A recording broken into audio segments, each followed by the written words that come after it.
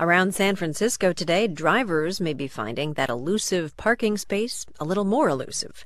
That's because today has been dubbed Parking Day, and a San Francisco arts group called Rebar is leading an effort to turn parking spots into parks.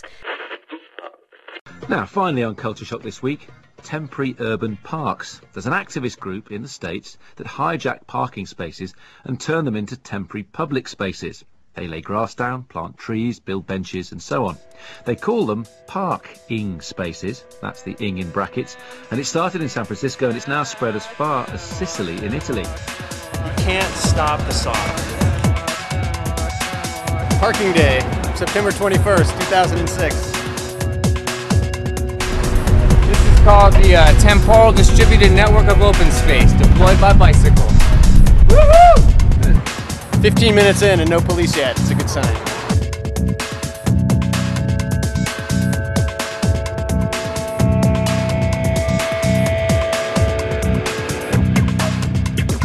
Rebar's addition to the equation here is the interpretation of a parking spot as essentially an inexpensive short-term lease for a space that can be used for a variety of things. And in this case, we're using it to fulfill an unmet need here in downtown San Francisco, which is the need for urban open space.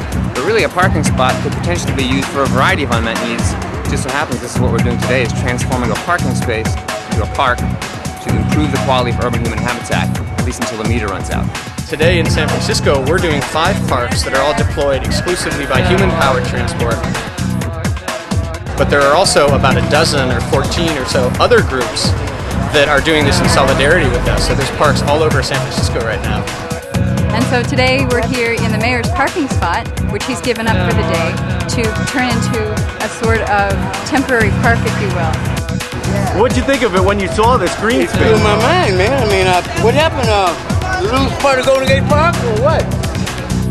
Here we are, believe it or not, 7th and Mission. We're enjoying a beautiful day with a park here that's hit the ground and attracting a lot of interest. I'm from the San Francisco Bike Coalition. We are here on 5th Street promoting public space as well as bike lanes. It's always exciting to be in a place that's usually restricted for cars, and when the street is closed, you suddenly realize how much space there actually is in the city. Would you ticket this? What do you think? What'd you think of this when you first saw it? Hey, you know what? I kind of like thought I was in the Twilight Zone. This today really points out is that cities need public space and people will use it if it's there. Of course, if that happened in a city like London, where parking meters are just cynical devices to raise revenue, those poor guys would have had tickets slapped on them. Anyway, forget my cynicism, Francesca Gavin. What do you make of this? Well, I think it's a brilliant sort of expression of our frustration with the omnipresence of the car. People are getting really fed up with the car, and also really fed up with the fact there is no green space, or there's limited green space, or that it's all about money, or it's all about paying something for something. So I think it's a really creative way to respond to that. I also think it's really about new forms of activism and trying to be more creative. You have to be creative in activism to get any attention anymore.